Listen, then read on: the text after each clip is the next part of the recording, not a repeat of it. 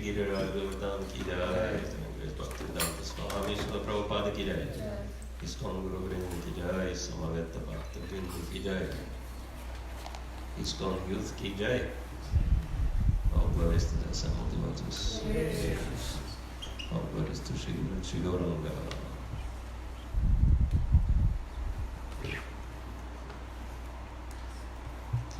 Wonderful kirtan.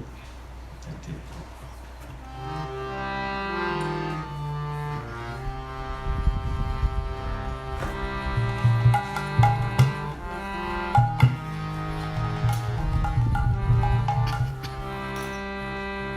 Jaya Radha Madhava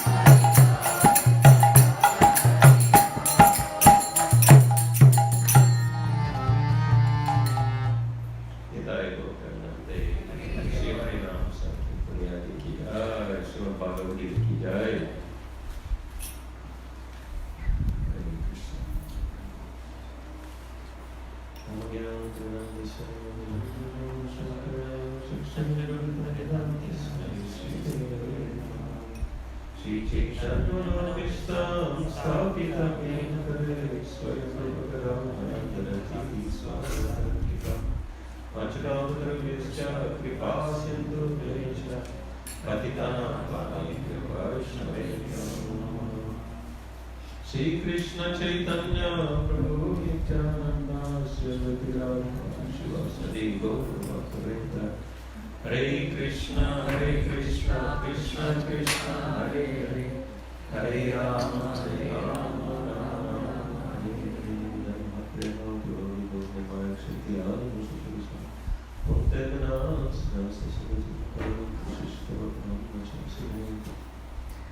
Hare Hare Krishna. So thank you all very much for coming, and we'll start by reflecting what we've discussed and done yesterday. A number of you have been at our last evening program. So if anyone remembers what we were doing and what we were discussing, you can help us all to refresh our memory. You can raise your hand. Yes. Little bit louder, please.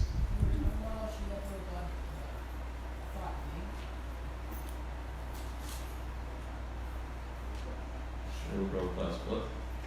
Srila Prabhupada had this idea. Thought big. He thought big. Srila Prabhupada thought big.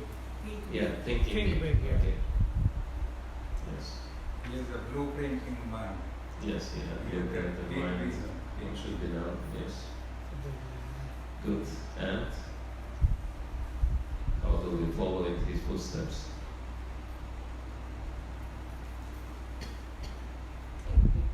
Think big. And what's the first thing we should do?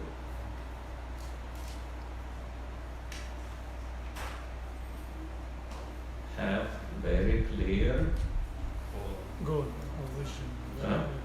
Goal. Starts with V. Vision. Vision, yes. If you want V, victory, we have to have vision first, right? Okay, and anything else we have discussed or done? We did the exercise about when you woke up, what would you like to see, like a change? That Okay, would make us super. very good. This boy has excellent memory. Yes, if you would wake up tomorrow and everything would change miraculously, what would you like to see? So we were discussing that vision, right? And then we have concluded that if you want to see that wonderful change, who is going to do that? We ourselves have to Yeah, do we it. should be doing that. We should be taking that responsibility for Srila Prabhupada's mission. And this is our service to the world. Because the world very much needs that positive change. And if we will not be bringing that positive change, who will? And they will be moving ahead and discussing another verse from actually we also discussed in the beginning, if you remember, that if you want to advance spiritually yourself and if you really want to help others, what do you need to do first? What's the first and foremost thing you have to follow in your life? Before I do all the principles. Yajna. You have to sacrifice your personal interests for the sake of pleasing the Lord. And so, actually, that verse was from the 3rd chapter, and 3rd step in yoga is asana. And asana can be translated as yoga, posture. But Actually, asana means position, right? And what's our eternal position? Jigara Swarupa Hoy, Krishnara Nitya. Which means our eternal position is servant of Krishna. And so, this is our asana. And yes, in order to serve Krishna, in this age, what is the only process for serving Krishna? Sankirtan Yagya. And Sankirtan means what? Congregational. So Yagya means sacrifice, right? And Sankirtan means congregational chanting of the holy name. And so San is congregational, right? So that implies collaboration or cooperation. So only by glorifying the Supreme Lord together in Kali Yuga we can please Him. If we do something alone, it doesn't work. Because in Kali Yuga we are too weak spiritually. Right? Only when we come together, then we can actually attract the Lord's attention. Actually, in Kali Yuga, it says, I think this is quote from Mахарадж,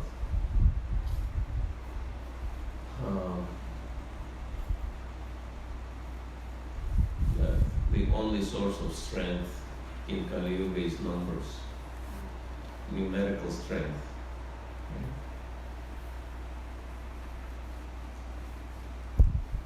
Sangha Shakti Kavali. Only when you do things together,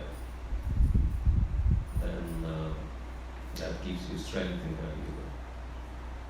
And you can see how it works practically, right?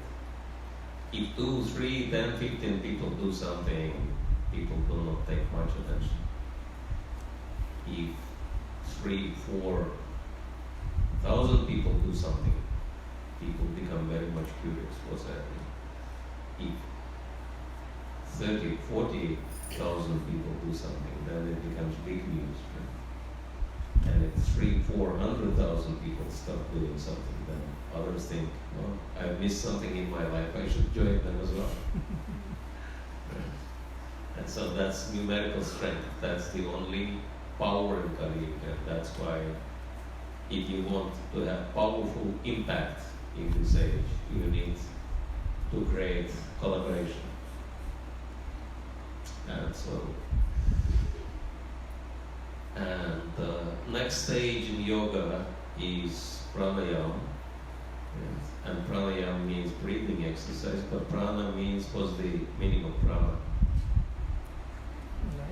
Life. Yes, prana is life. Because, as long as you breathe, that long you live. Once you stop breathing, you stop living also. Right? And so, what's the difference between living and existing? Because, when you're living, you have a purpose? yes, very good, yes. To live means to have purpose. And what should be our purpose?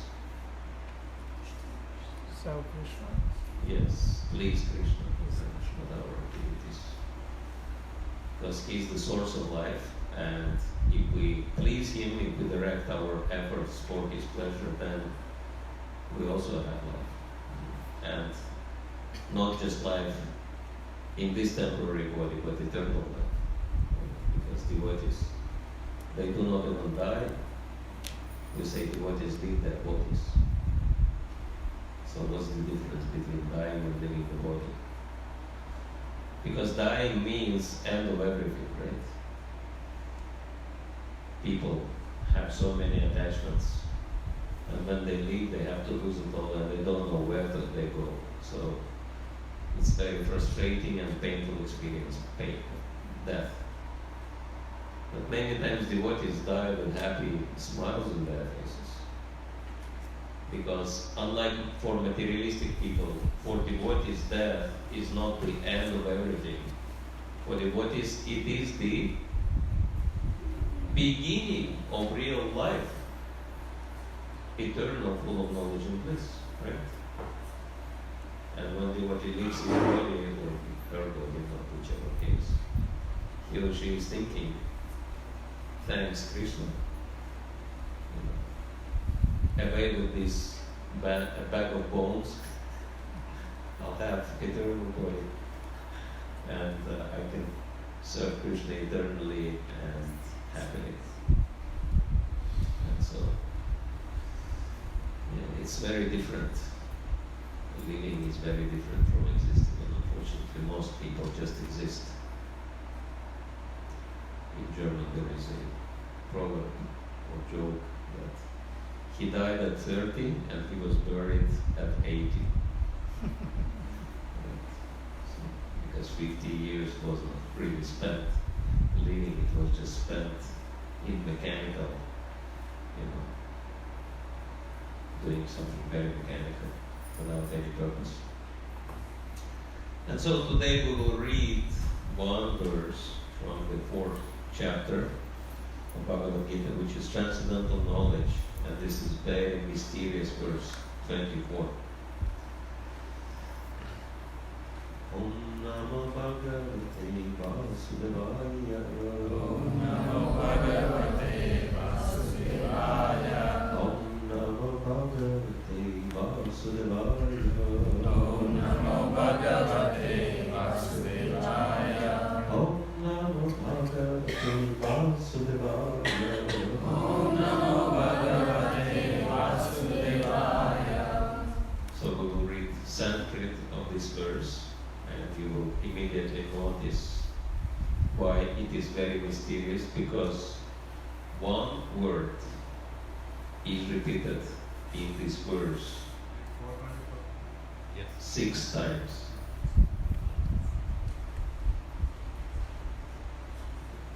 You can try to chant responsibly. Brahmarpanam Brahma Harir. Brahmarpanam Brahma Hari. Brahmarpanam Brahma Harir. Brahmarpanam Brahma Hari. Brahmarno Brahmanahutam. Brahmano Brahmanahutam. Brahmarno Brahmanahutam. Brahmano Brahmanahutam. Brahmaivatena gantavyam. Brahmayavatena gantavyam. Brahmaivatena gantavyam. Brahmayavatena gantavyam. Brahmakarma samadhina. Brahmakarma samadhina. Brahmakarma samadhina. Brahmakarma samadhina. Brahmarpanam Brahma Harir. Brahmarpanam Brahma Harir. Brahmagno Brahmanahutam. Brahmagno Brahmanahutam. Brahmaivatena gantavyam. Brahmayavatena gantavyam. Brahmakarma samadhina. Brahmakarma samadhina. So which verse is repeated 6 times? Which word? Brahma. Yeah. So what is the meaning of Brahma? Spiritual. So this verse is explaining the meaning of what is spiritual. A person who is fully absorbed in Krishna consciousness is sure to attain the spiritual kingdom because of his full contribution to spiritual activities, in which the consummation is absolute and that which is offered is of the same spiritual nature. Everyone understood everything from this verse? It's a very difficult verse to understand. That's why we have Prabhupada's purport. Thanks, Krishna. So please listen carefully, because this is one of the most important verses for us.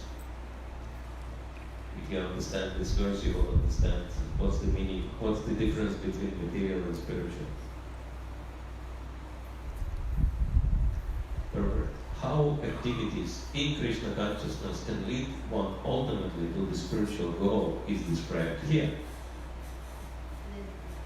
There are various activities in Krishna consciousness, and all of them will be described in the following verses. But for the present, Just the principle of Krishna consciousness is described. How many of you are interested to learn about the principle of Krishna consciousness? Okay, please listen carefully. A conditioned soul entangled in material contamination is sure to act in the material atmosphere, and yet he has to get out of such an environment. The process by which the conditioned soul can get out of the material atmosphere is Krishna consciousness. For example, a patient who is suffering from a disorder of the bowels due to overindulgence in milk products is cured by another milk product, namely yogurt. The materially absorbed, conditioned soul can be cured by Krishna consciousness as set forth here in the Gita. This process is generally known as yajna, or activities, sacrifices, simply meant for the satisfaction of Vishnu or Krishna. The more the activities of the material world are performed in Krishna consciousness or for Vishnu only, the more the atmosphere becomes spiritualized by complete absorption. The word Brahman means spiritual. The Lord is spiritual, and the rays of His transcendental body are called Brahma Jyoti, His spiritual effulgence. Everything that exists is situated in that Brahma Jyoti, but when the Jyoti is covered by illusion, Maya, or sense gratification, it is called material. This material veil can be removed at once by Krishna consciousness. Thus, the offering for the sake of Krishna consciousness, the consuming agent of such an offering or contribution, the process of consumption, the contributor, and the result are all combined together, Brahman, or the Absolute Truth. The Absolute Truth, covered by Maya, is called matter. Matter, that for the cause of the Absolute Truth, regains its spiritual quality. Krishna consciousness is the process of converting the illusory consciousness into Brahman, or the Supreme. Very important sentence, we'll read it one more time. Krishna consciousness, if anyone will ask you what is Krishna consciousness, you can tell them. Krishna consciousness is the process of converting the illusory consciousness into Brahman, or the Supreme. But the mind is fully absorbed in Krishna consciousness. It is said to be in samadhi, or trance. Anything done in such transcendental consciousness is called yajna, or sacrifice, for the Absolute. In this condition of spiritual consciousness, the contributor, the contribution, the consumption, the performer or leader of the performance, and the result of ultimate gain, everything becomes one in the Absolute, the Supreme Brahman. That is the method of Krishna consciousness. Very powerful purpose, right? Brahmarpanam Brahma Havir Brahma Brahmanakutam Brahma Evadena Gantavyam Brahma Karma Samadhina. A person who is fully absorbed in Krishna consciousness is sure to attain the spiritual kingdom because of his full contribution to spiritual activities, in which the consummation is absolute and that which is offered is of the same spiritual nature. So, is it clear now after reading the purport?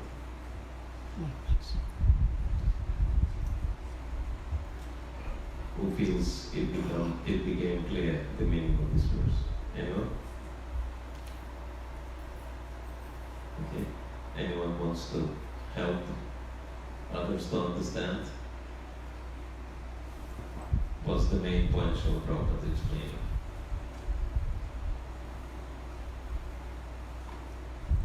What have you understood?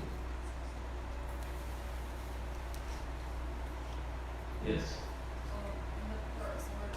Little bit louder. In the purport, Srila Prabhupada said that Krishna consciousness is indeed the illusionary consciousness to Spiritual consciousness. Very good. Thank you. Somebody else wanted to say? Yeah, I think this is the most important point, which what Prabhupada explains. And this is what this verse actually is explaining. So Krishna consciousness means converting matter into spirit. Everything is spirit, but when it is used for sense gratification, it causes trouble, right? People are suffering because they try to enjoy this world. And when you connect the same matter to service of Krishna, it brings pleasure, right? So Prabhupada gives an example of electricity. Same energy, but you plug your electric device into the socket. You get some benefit from it, right? You stick your fingers in the socket. You know what will happen, right? Anyone tried that? Better not to try. Do not try it at all. You tried it? Yes, you did. How was it? Fun. Made you jump very high. Dad is shocked that he tried it. It's like he didn't know. Yeah. It's dangerous actually. Yeah, electric shock is the least harmful result you can get. Anyway, I'm sure that anyone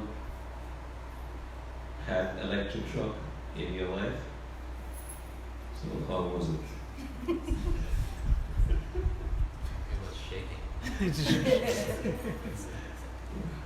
So this is what it means, right? Trying to enjoy material life. You're trying to enjoy energy, which is not really meant for that. This energy is meant to be used for Krishna's service. Right? And so that's why we were saying that Krishna consciousness is so nice, because it gives people positive alternative, right? Instead of trying to enjoy this world, we are encouraging people to use this world in Krishna's service, and everyone gets benefit from that. Krishna consciousness is benefiting everyone. And anyone can give an example of how do we convert matter into spirit? Anyone can think of an example of converting matter into spirit? By serving Krishna. Yes, prasadam. Very good. Prasadam. Yeah, Vasudari. She's doing that very nicely. Converting process. That's the best process. So, yes, the same material food, right? You cook it and you offer it to Krishna, and then it becomes spiritual. And because it becomes spiritual, not only it benefits the body, but it affects consciousness in a positive way. Yes, thank you. Any other example? How do we convert matter into spirit? Anything else? Krishna? Money, like, Little louder. money, it can turn into funds for the temple. Very cool. Money can turn into funds for a temple. Yes, money is spiritual. Yes, but money is used for Krishna. It's turning into, starts with L. Lakshmi. Lakshmi. And who is Lakshmi? Eternal Goddess of construct. fortune. Yeah. And so the same money which brings so much misery to materialistic people becomes goddess of fortune when used in Krishna's service. Very good. Anyone else can give another example? How do we convert matter into spirit? A book. Work. A book. Book. A book. Okay, yes.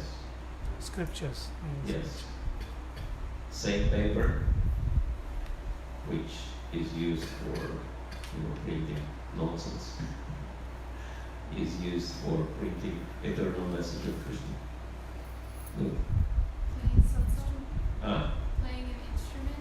playing instruments, yes.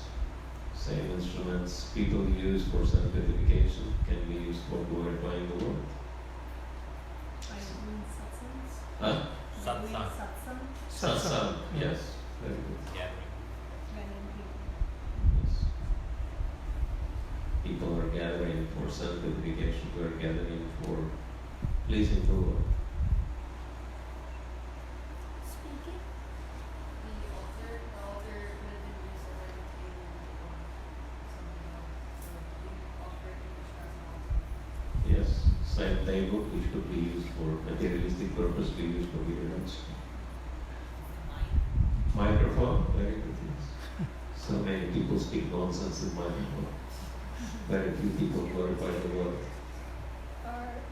Our mind, like we Yes. can, like if we think of Krishna, or like our entire body actually, we can sing for Krishna, we can go to the temple, or we can like pay obeisances to Krishna. Yes, our body and mind can be used for material purposes, but they can be used in serving Krishna. Yes. Gitanjali? Cooking. Yes, thank you. Very good example. Yes. Speaking, because you could speak like random stuff, but then you could also chant. Yes. Speaking can be used for nonsense purposes. Can be used for speaking about Krishna. Singing instead of Singing. ordinary songs, chant. Yes. Instead of singing material songs, we do kirtan, chant, glorify the Lord. So unlimited examples are there. And is it benefiting us when we do these activities? Yes? How many of you feel benefited by these activities? Okay. Is it benefiting other people? Yes? Yes. Do we want everyone to get benefit? So then this is our mission. We should think, how do we benefit everyone? And so we should think how to convert everything material into spiritual. That's our mission. We are into the business of converting everything. Matter into spirit. And we need to be practical also, because one thing, if we just try to do something for Krishna's service, but we do it in kind of haphazard way, mindless way, for example, low quality, lack of punctuality, lack of professional features in the activity, right?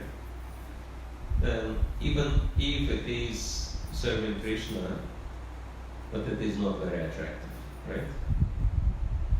But Krishna means very attractive. Krishna means all attractive. That's why it is very important that we do whatever we do in Krishna consciousness in the best possible ways. That there should be topmost quality. Right? And then it becomes very attractive. And we also learn how to properly interact with everyone. That's why Srila Prabhupada was saying that in terms of doing something, Srila Prabhupada was saying that devotee is the one who knows everything about something and something about everything. It's a very interesting definition. Everything about something and something about everything. That means devotee is specializing in one particular thing. Right? He achieved excellence in that particular activity, but if need be, he can do many other things as well. Devotee is also very versatile. And devotee also knows how to deal properly with people. Right? And I was just thinking that when devotees do something very professionally, it really attracts. And I was thinking, what's the difference between professional people and non-professional people? Anyone knows what's the major difference? One thing, of course, that professional people really know how to do something really well. But any other symptom of someone who is very professional? Well disciplined.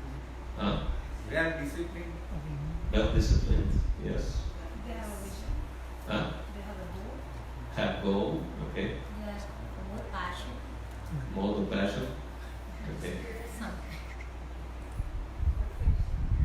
Perfection, okay. Yeah, doing something well. I was thinking, yeah, expert, experience. I was thinking about one other thing, which is very prominent feature of someone who is professional. And that feature is that you have to really learn how to deal with different people, right? Because unless you learn how to properly deal with superiors, with peer group, with subordinates, and with the customers, right?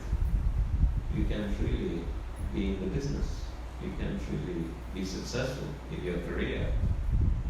So professionalism means you know how to properly deal with everyone. And then, if you see what's the major difference between Kanishta-adhikari, very immature devotee, and Madhyama-adhikari, devotee who is quite mature and experienced. What's the major difference? Yes, Kanishta-adhikari doesn't know how to deal with anyone, right? Does not appreciate others. He's only thinking, there is God, and that's me, and that's it, right? And everybody else doesn't matter. But Madhyama-adhikari knows how to properly deal not only with the Supreme Lord, but with devotees, with public, and even with demonic people or envious people. He loves the Supreme Lord. He's making friends with devotees. He's very compassionate towards innocent people, and demons he's just avoiding. And Uttamadhikari,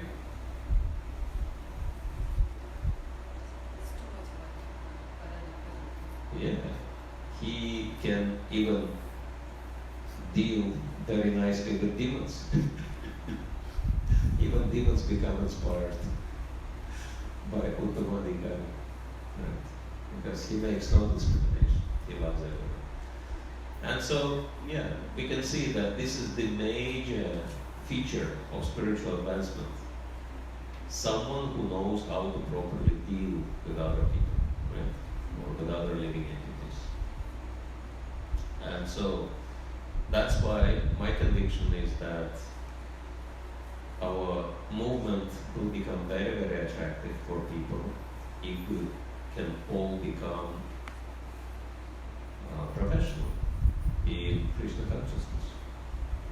Spiritual entrepreneurship. It's about doing service for Krishna in highly professional way.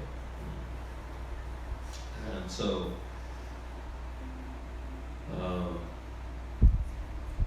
actually thinking big,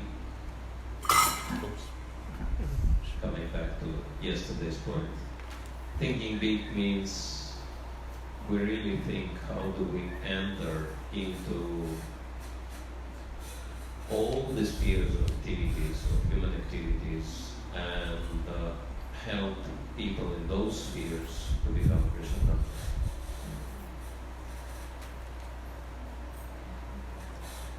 And doing things in a professional way means people appreciate what we do, and when they appreciate what we do, what else is happening? What's the next result? If people They really follow, appreciate it, they get attracted, they get they want attracted, and they want to know what you're doing. how people in professional world, how the appreciation is expressed. Acknowledgement, Like, if you are really appreciated at your workplace, what happens? award, Awards, yeah. That you get paid very well, right? So the more professional you are, the better you are, the higher you get paid. Very simple thing, right?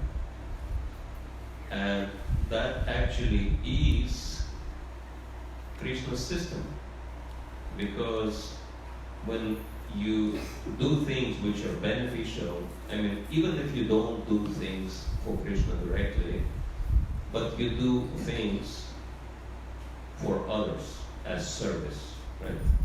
And that's another thing, right, of professional position, that you understand you are a servant and not the master, right? And you have to serve. Customer service and all these things. And so, Krishna in the heart of those people whom we serve, he is inspiring them to reciprocate. And so Lakshmi is automatically coming when our service is of high quality, right? And so, because if you think about it, success in the corporate world is all about customer satisfaction and service excellence, right? Just these two things, that's it. And then, if these two things are there, you know, the business is flourishing. And yeah, because Krishna is inspiring those who have service attitude by giving them good results. Of course, if this service is only limited to the material sphere, then even though people get good results, but these results are temporary, right? But if you apply the same thing in Krishna's service, people get eternal benefit. So, what I mean to say, that because Krishna is the best of all the personalities, right? So, for serving Krishna, we should use the best of the best. Everything which is of the topmost quality should be used in Krishna's service.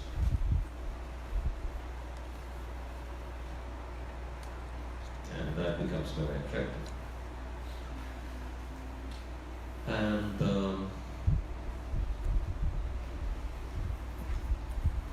this is what we discussed on the first day, that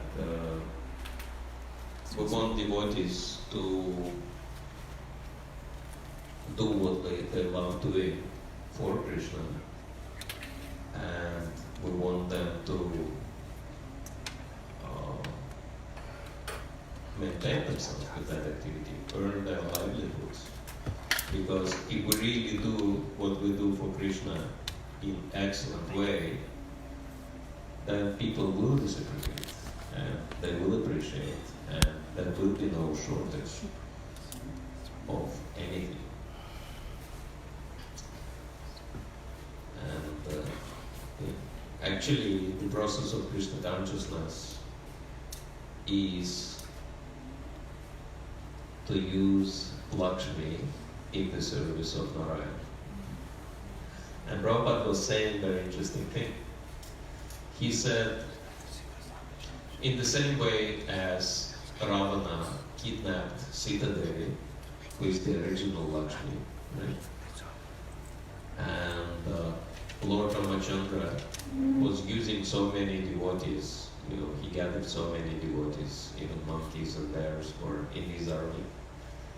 And all these devotees were helping Lord Ramachandra to get Sita out of the hands of Ravana, right? So in the same way, materialistic people have so much wealth, right? And wealth is same like Sita or Lakshmi, and they try to enjoy it, and they suffer as a result, like Ravan suffered, right? Trying to enjoy Sita.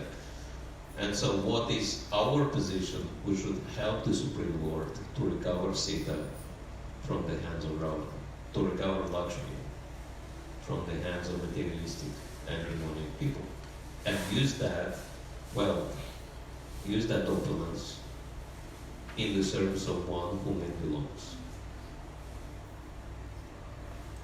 So, this is a very large part of our mission, because if you have means, you can do big things for Krishna, right? But if you don't have means, what can you do? Maybe read little book and chant, and that's it. Maybe you can benefit yourself, but you can't really do much for others. Help others to connect to Krishna consciousness in any meaningful or serious way. And Prabhupada was also saying that nobody listens to a poor man. It's also a very interesting statement. And we can see that is even very obvious in our own society, right? I visit London sometimes, and there is one devotee there, and he's very wealthy. He's multi-billionaire actually, and he has a big house, Rockefeller's mansion, in central London, Mayfair area. And he's a very simple devotee, but at the same time,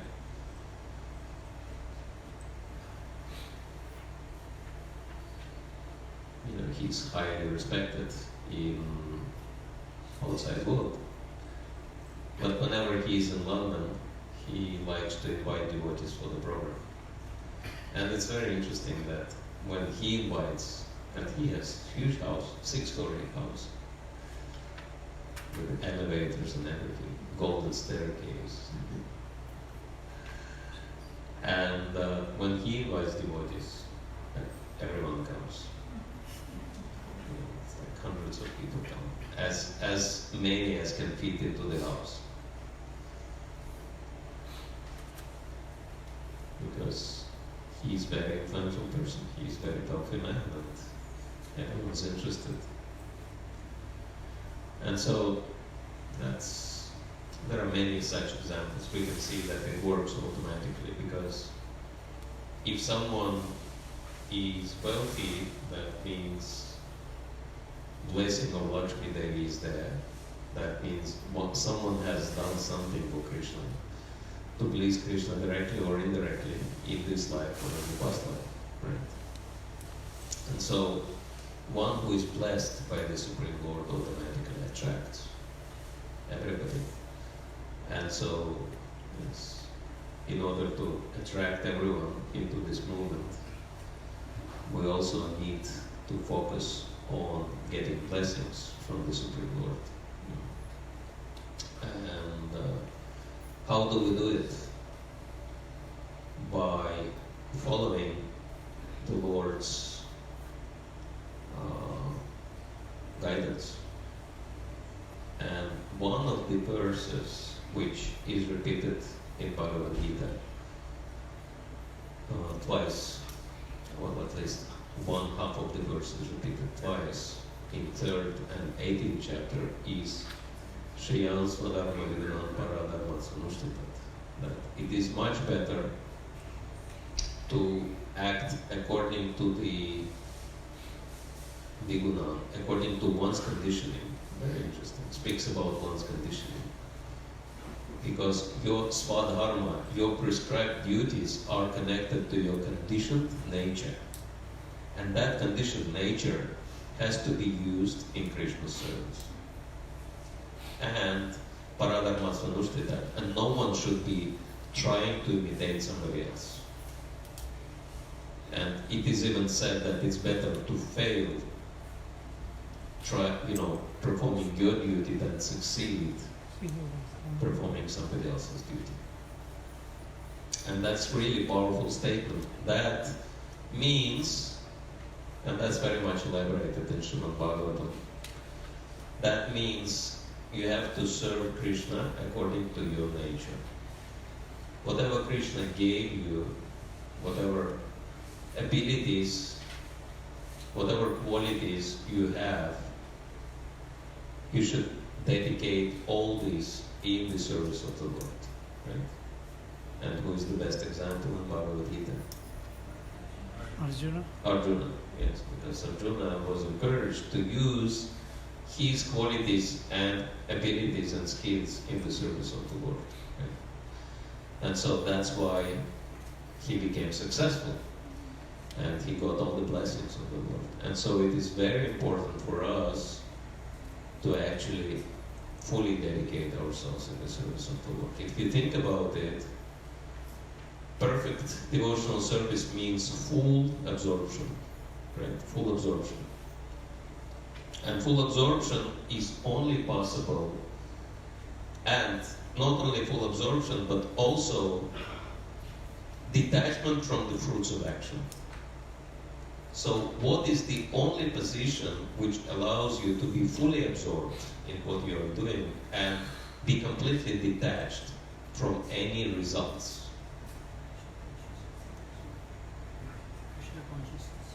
Krishna consciousness, that's very vague definition, specifically.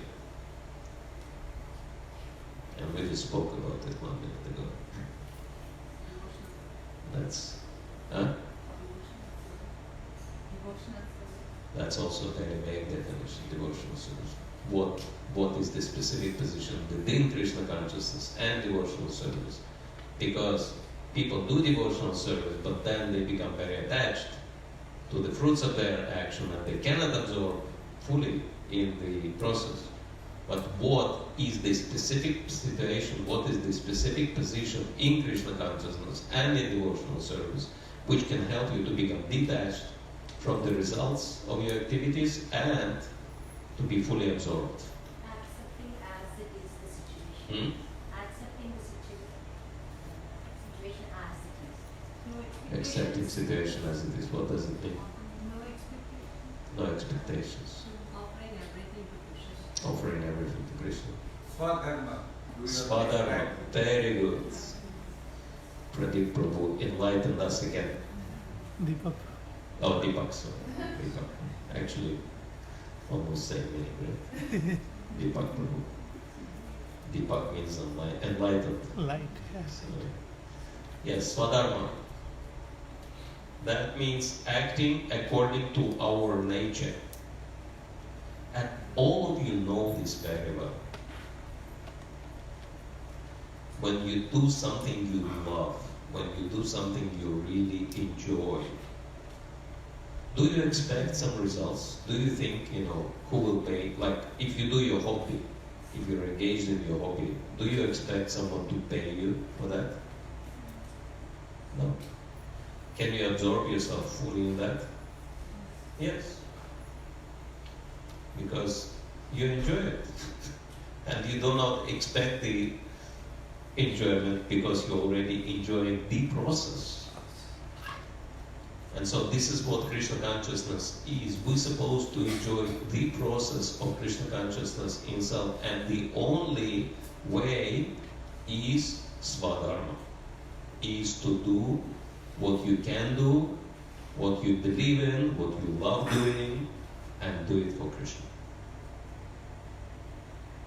And then, when you do something you enjoy doing, you can really do it in the best possible way, right? And when you do it excellently, automatically you get the best results, right? But you're not interested in results because you're enjoying the process already, and results become like byproduct, right? I hope that makes sense to everyone? Yeah? Any questions? Because then we'll be... How many of you interested to do what you enjoy doing for Krishna and get the best results, but be completely detached from the results? Okay, good. So, anyone has questions about what we've discussed, or doubts, or objections, or complaints?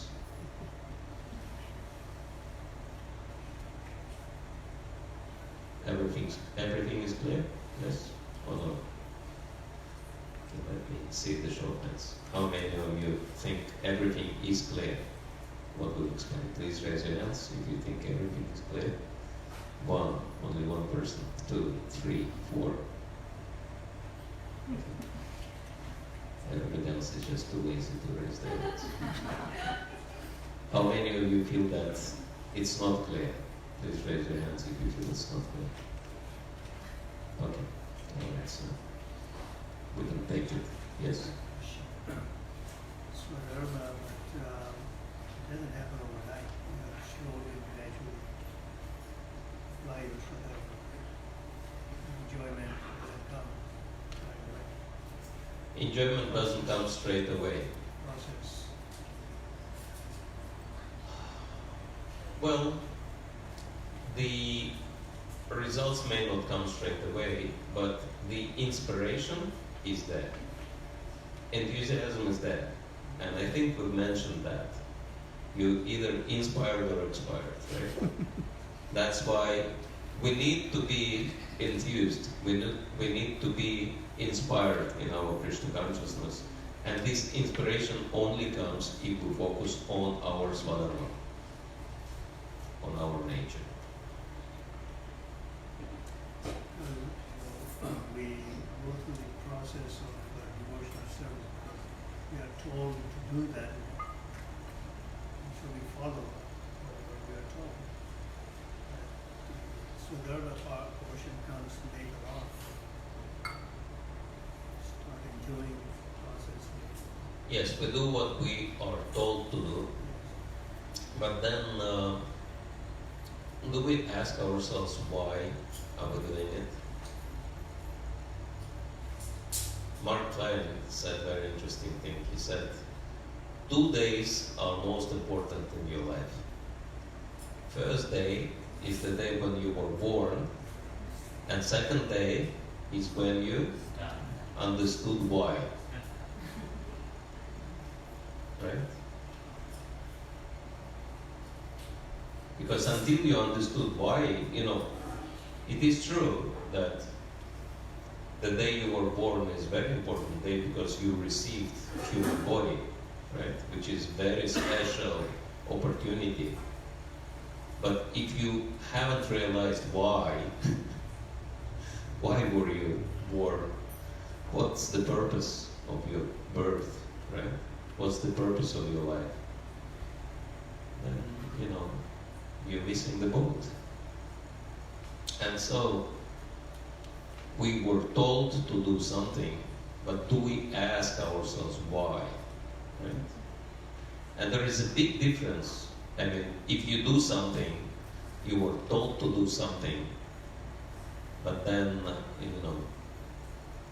you are not really inspired to do it, then it becomes very difficult, right? Becomes like a ritual. Yes, it's ritual, it's not spiritual, right? Because you don't ask yourself question why.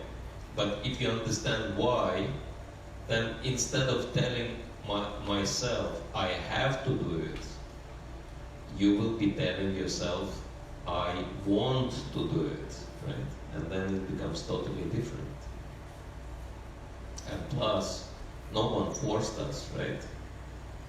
No one put gun to our head and forced us to chant Hare Krishna 16 rounds a day. We have chosen that, right? That means we want it. Yes. But then, yes, chanting is not everything. Right? How many of you chant from morning till night? Now we also have to do practical service for Krishna, because Krishna gave us specific qualities and abilities which are meant to be used in his service. Yeah. Alright, how many of you want to discover yourself, discover what is it that you could do for Krishna best, and how to mold your life in such a way that you can combine inspiration with great results and serving Krishna. Alright. So we'll do few exercises. And one thing which keeps us away from even thinking about what would I love doing for Krishna,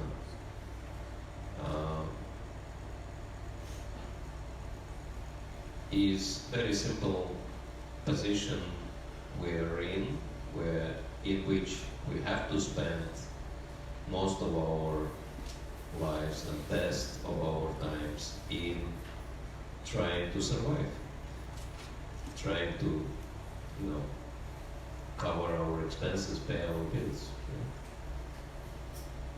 And so, I think I kind of mentioned that it's type of modern day slavery, when you have to do something which you only do for one thing, for making enough to pay your bills, and that's not a good motivation for the activity. But we are so busy with that we cannot even imagine anything else. And then, our whole life is passing like that. And by the end, by the time you retire, you don't even have any strength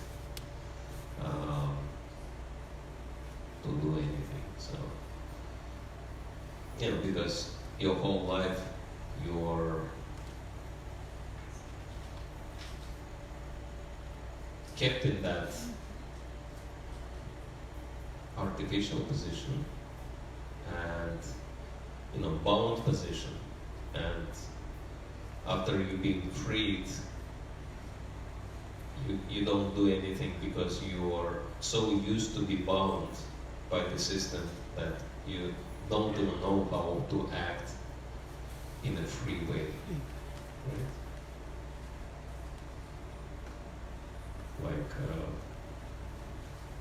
one story which they say happened in India, whether it really happened, important principle. And so the story goes that one king, he purchased war horses, which were very, very expensive, because he wanted his army to be equipped with best horses, at least, his generals. He wanted his generals, like he had 4 main generals, and he wanted all these generals to have the best horses. And so he purchased those horses, but then there was no war, no one was attacking him, and they kept those horses in the stables, and they were taking care of them and feeding them. And the king was thinking, we are spending so much money on these horses and we're not getting any ROI, right? Return on investment. And so he spoke with one minister, and the minister said, well, you could use those horses in grinding the grain in the mill, right? And so, because in India they have this grinder with 2 stones, 2 round stones, right? One stone is rotating and the other stone is stationary, and then they put grain in that, and so this is how the grinding process is happening. And so then the king was thinking, this is a very good idea. So they put these 4 horses on the 4 ends of the of the grinding stone, And they were going around those horses, and they were used for good purposes, grinding the mill. And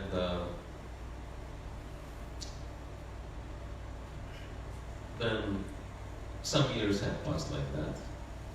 And then suddenly the king of the neighboring country attacked them. And the king was thinking, okay, we will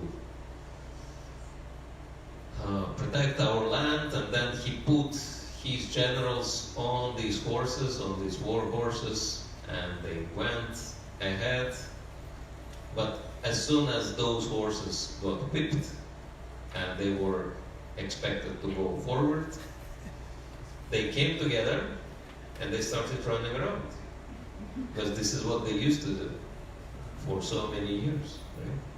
And the more the generals were whipping those horses, the faster they were going around. And so while the generals were fighting with the horses, trying to control those horses, the whole army was without any direction, and they were defeated, right? So it's kind of the story which illustrates, once you get conditioned to being tied up to this situation, even if you are free, you don't know what to do with it, right? You cannot act as a free spirit. So, and Srila Prabhupada's mentioning very interesting point that true real devotional service only starts after liberation. So that's really important for us to become free from the conditioning and to become free from being enslaved by the system and dedicating our whole energy in the service of Krishna only and not worrying about anything else. And if you do that in professional way, in a very planned way, using the blueprint, I think we were mentioning the rule of 4P, preliminary planning prevents problems. So it's guaranteed you will succeed. Srila Prabhupada succeeded with nothing, but because he was using that system, he was fully using what Krishna was teaching in Bhagavad Gita. And it's very interesting that he succeeded only when he fully applied his nature in Krishna's service. Because his nature was very interesting, right? He was born in Vaishya family. His father was doing business, so he was doing business most of his life. And then they had high Brahminical standards, studying scriptures, worshipping deities, chanting, etc. And so he had very strong Brahminical part of his nature as well. And he had a bit of a Kshatriya spirit also. That's why when in his youth he joined Mahatma Gandhi's movement and all. So three natures combined in one, right? And when he was using only one or two parts of his nature, he couldn't really achieve much. But you can see when he went ahead and started executing his spiritual master's instruction, then what happened? His business experience helped him to create ISKCON on a very practical basis, right? Incorporated. So he created a spiritual corporate system. Actually, you can see that in ISKCON very clearly. And his Brahminical nature was fully used in preaching and teaching and writing books and everything. And his Kshatriya nature was also fully used in fighting, conquering one country after another for Krishna, right? So he had opportunity to fully engage his nature in Krishna's service, and that's why we can see grand success, right? So, and the same thing, and he showed such an example that I spoke with one devotee lately, very capable devotee, but I told him, you have such a great capacity, you could do something big for Srila Prabhupada. And he said, oh, I think I'm already too old. I'm like over 60, maybe 65, something like that. And I laughed, I told him that our founder Acharya showed the example, such example that no one has any excuse. Srila Prabhupada could easily tell that his real life started after 70. Right? Because after 70, finally, every dream in his life got fulfilled. Right? And so, yes, if you do that, if you fully apply yourself in the service of the Lord without any reservation, magic can happen. Alright? So, and what I was meaning that, this kind of conditioned position is only because of one reason and one reason only. We need money to live, right? And that really conditions us. But let's at least imagine, everything starts with the mind, right? Everything starts in here. Let's at least imagine position of freedom. And one type of freedom is financial freedom. And so imagine financial freedom. If someone will give you as unconditional gift $10 million, do you think you would have to work after that? No, absolutely not. Right? But then you would have to do something, right? Because just sitting there without doing anything is really boring. And so plus you would have extra funds to utilize them in any way you want. So the exercise is that I wanted you to turn to each other and in pairs explain to each other, if I would get $10 million as unconditional gift, then what would I do with it? And how would my life change then? What would I do with my life and what would I do with surplus funds? So these two questions, right? And be very specific. Okay, please do that. And each of you have 5 minutes.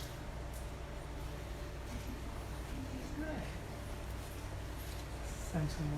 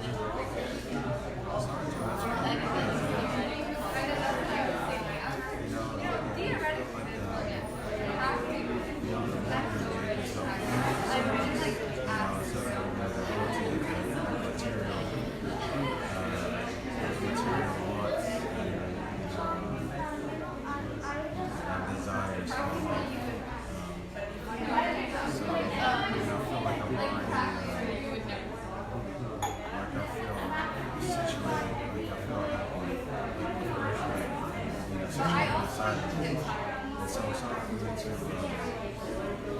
go back to a mode where I feel like I'm really passionate about money.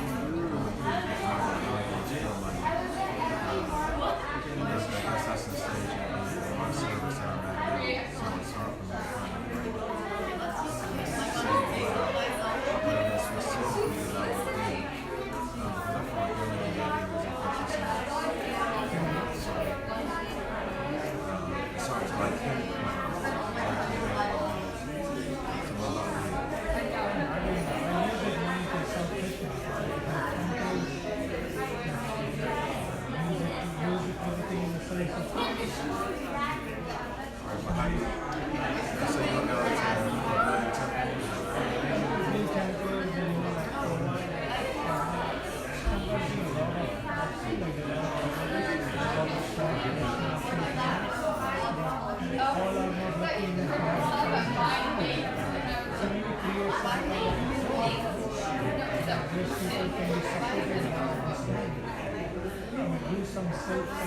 I would buy this, like, practice. Oh, now I buy myself, like, I really would buy this, but it's so tragic.